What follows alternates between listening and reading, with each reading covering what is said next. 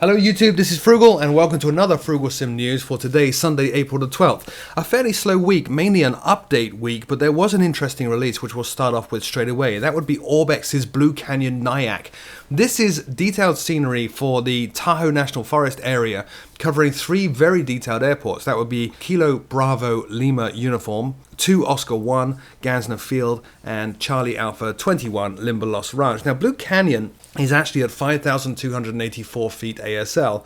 Gansner Field is 41 miles north of that, just outside the town of Quincy, at 3,400 feet ASL, and covers 88 acres of land. And the scenery also includes actually a number of FBOs that use that airport. Limberlost Ranch, in contrast to those other two airports, is a tiny airstrip with a grass runway, and it accurately models the local terrain. If you go and look at Limberlost Ranch on Google, you'll see that you have a very short runway and then a sloping grass runway, which drops off very quickly from the end of the runway going downwards. Very interesting place to fly. In fact, the whole area is incredibly interesting because every airport here is surrounded by very mountainous terrain. I've actually got the scenery. I bought it last night and I've been messing around with it. And I'm sitting here right now looking at SkyVector, planning a flight from Blue Canyon all the way up to Gansner Field. And interestingly, the scenery around Gansner Field shows me elevations of 7,500 feet, 8,900 feet, 10,400 feet, but Gansner Field itself is at 3,400 feet. So very interesting and tricky area to fly in.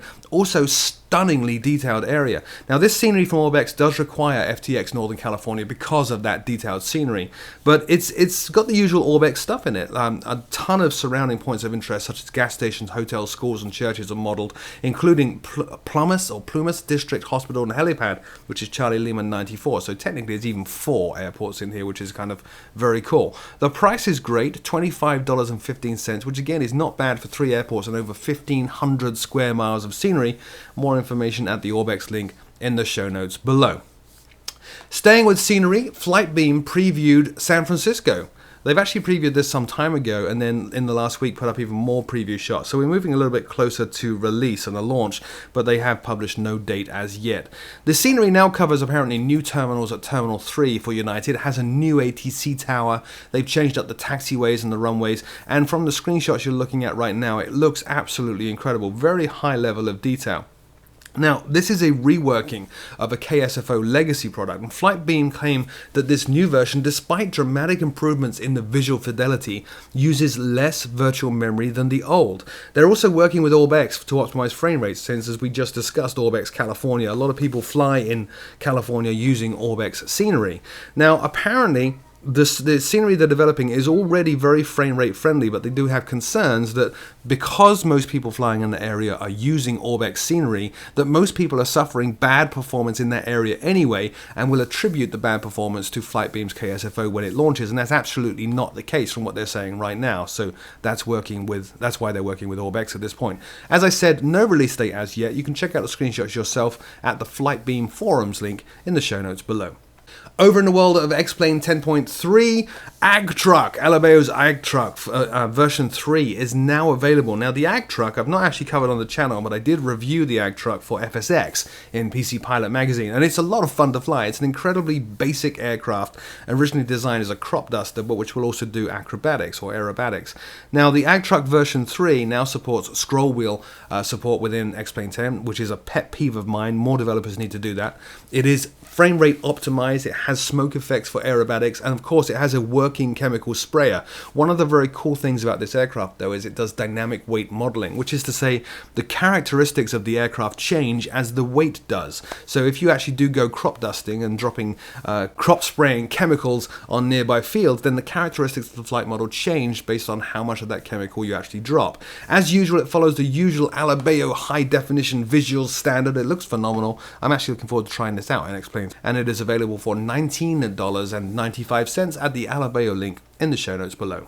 Next update, well, Active Sky Next Service Pack 2 was released immediately before last week's show. It's actually a few hours before the show went live and shortly after I recorded the thing, so I couldn't get it in last week. But this week, they've actually launched Service Pack 2B, which is an update to Service Pack 2. A number of changes have happened with Service Pack 2. You have higher performance than before. It supports all versions of FSX and Prepared. It is more stable than the previous Service Pack on Active Sky Next, and it brings in improvements to turbulence, visibility, increased surface visibility, thunderstorms, and a whole lot more. Now, interestingly, Hi-Fi have reset trial licenses. So if you previously downloaded the 7-day trial of Active Sky Next and gave up, you are now free to try again, which is going to be important because a lot of people did do just that, only to find that Active Sky Next previously was not supported in FSX Steam Edition or Prepared 2.5. Now it is. Service Pack 2B is available for free download, and the full trial obviously is available for free download as well at the Hi-Fi link in the show notes below. And finally, again, said it was a slow week. Sorry, there's not much more X-Plane 10 news, but back in the world of FSX and Prepared, and in particular Orbx. Orbx last week released a new version of the Orbx libs. Now, a lot of people don't do this. When you get new Orbx scenery and install it on top of like FTX Global and stuff like that, you are supposed to download the latest Orbx libs and install them. That always gives you the latest library DLLs that you need for all the scenery. Well, the new libs launched and they brought with them FTX Central version 2. FTX Central is the application that controls which scenery is turned on and off, and obviously the configuration of that scenery. The cool thing though with FTX Central 2, other than it looking a whole lot better than FTX Central 1 and just being a lot more usable, is that version 2 will now show you which Orbx sceneries have updates, which is phenomenal. I have so much Orbx scenery, I never know which ones are out of date or updated or should be patched. Now FTX Central version 2 will actually show you, as you can see in the video running below. It is a little weak in that clicking update does not take you to the download. You know, it doesn't automatically update the scenery you've got. You need to go to Orbx's website and then find the file, download it and install it, but it's a step in the right direction. At last we can see what needs updating and what does not. Orbx FTX Central version 2 supports all versions of FSX and Prepared, and you can find more information on it and the full set of release notes at the Orbx Systems link in the show notes below. So that's it for this week. Thank you as always so very much for watching. I'm sure as always I've missed something. I can't be everywhere at once. If I have, do please let me know in a comment in the comment section below, and until next time, I will see you very, very soon.